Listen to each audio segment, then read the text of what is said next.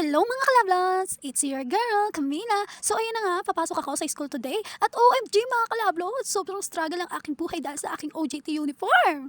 Grabe, 2 years ago ko na kasi ito ginagamit last 2 years dahil sa summer OJT namin noon. Ngayon, hindi ko na talaga kinaya ang sikip. Pero na food is life, a cash, kaya wala tayong magagawa. O diba?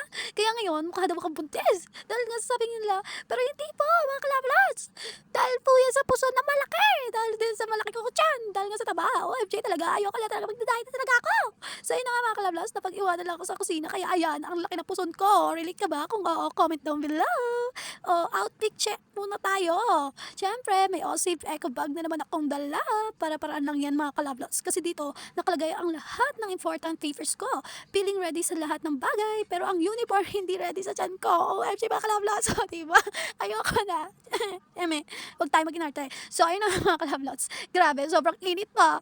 Pinapil ko na ang summer vibes kahit January pa lang. Summer feels na rin ba kayo? Let me know in the comments. Habang nasa biyahe, ramdam ko talaga ang sikip ng uniform ko plus yung init ng panahon.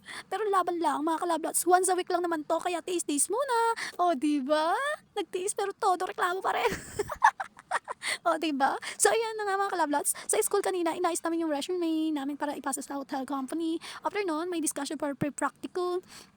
Tapos dismiss na ang klase later on kasi nga medyo matagal-tagal din yung discussion na yon. Saya, di ba? Pero syempre hindi pa dito nagtatapos ang ganap ko. Palis na ako ng school, pero nakasabay ko ang mga kaklase ko papunta sa SM. Kulitan muna kami sa jeep dahil kay Brian. O, di ba, Brian?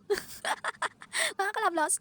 So, ayun na nga mga kalablos. Promise, masaya to kasama. Kaya kapag may kaklase kang laging nagpapasa, i-shout out mo na yan sa comments. Pagdating sa SM, nag-withdraw muna ako kasi alam nyo na, priority ko ang BS30 stocks. Bumili na naman ako ng supplies kahit may natira pa. Kasi sabi ko nga, more invest, more sales. Grabe, 24 batch na tayo mga kalablos with 8 flavors. Ang saya ko lang kasi ang dami nagmamahal sa BS30 pastillas natin. Big shout out sa inyo na laging sumusuporta at nagbibigay ng good feedbacks. Shout out din sa papa ko, boyfriend ko at sa buong team ko na tumutulong sa paggawa ng pagbenta. Napakasipag talaga ng kapatid ko, si Bebe Loves, at lalong-lalo na ang papa ko. Wala kang masasabi doon. Wawa kayo, lahat kiss. Big hug. Thank you so much. Hindi ko mararating to kung wala kayo. So, ayun na nga mga kalablas. Meron tayong key takes away today. Kahit na may struggles sa uniform, sa init ng panahon at sa mga ganap sa school, always remember to keep pushing forward. Kapag may passion ka sa ginagawa mo, tuloy lang. Magtiis muna ng kaunti kasi at the end of the day, lahat ng effort mo magbubunga. O diba? Ang galing. O diba? Kaya kung nag-enjoy nyo tong video na to, don't forget to like, comment, and share. Subscribe sa YouTube channel ko. Camila Bragais. Click nyo na rin ang notification bell para updated kayo palagi sa mga ganap ko. Thank you so much mga kalablots. Mga chup chup. See you on my next vlog. Bye-bye!